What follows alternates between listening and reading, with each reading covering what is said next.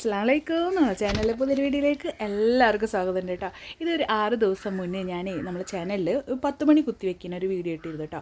ഒരു 4 തരം മണ്ണിൽ. അപ്പോൾ ആ വീഡിയോയിൽ ഞാൻ പറഞ്ഞിരുന്നു ഏത് മണ്ണിൽ കുത്തിവെച്ചിട്ടാണ് പ്ലാന്റിന് പെട്ടെന്ന് വേര് പിടിച്ച് കിട്ടാമെന്ന് നിങ്ങളെ റിസൾട്ട് ഞാൻ എന്തായാലും അറിയിക്കുമെന്ന് നിങ്ങളോട് പറഞ്ഞിരുന്നു കേട്ടോ. ഇത് കറക്റ്റ് ഉണ്ടല്ലോ, ഇത് ഞാൻ 10 മണി കുത്തിവെച്ചിട്ട് 4 ദിവസം മുന്നേ എടുത്തിട്ടുള്ള വീഡിയോ ആണ് കേട്ടോ. ഇപ്പോഴാണ് അപ്ലോഡ് ചെയ്യുന്നത് മാത്രം. അപ്പോൾ നമുക്ക് ഈ 4 ദിവസം കൊണ്ട് പെട്ടെന്ന് നമ്മളെ പ്ലാന്റുകളിൽ പുതിയ പുതിയ തളിർപ്പ് വന്നിട്ടുണ്ട്.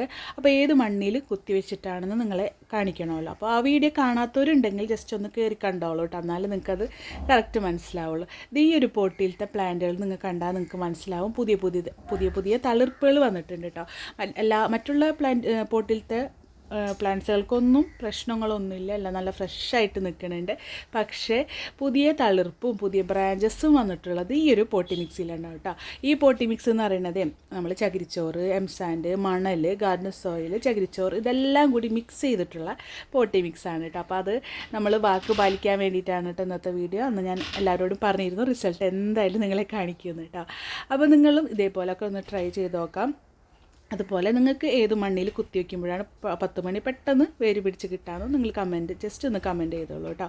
അപ്പോൾ ഇത്രയും നല്ല റിസൾട്ട് ഈ ഒരു മണ്ണിനുണ്ടെന്ന് ഇപ്പോൾ നിങ്ങൾക്കൊരു തെളിവെടുപ്പായിട്ട് ഞാൻ വീഡിയോ ആയിട്ട് വന്നിട്ടുണ്ട് കേട്ടോ.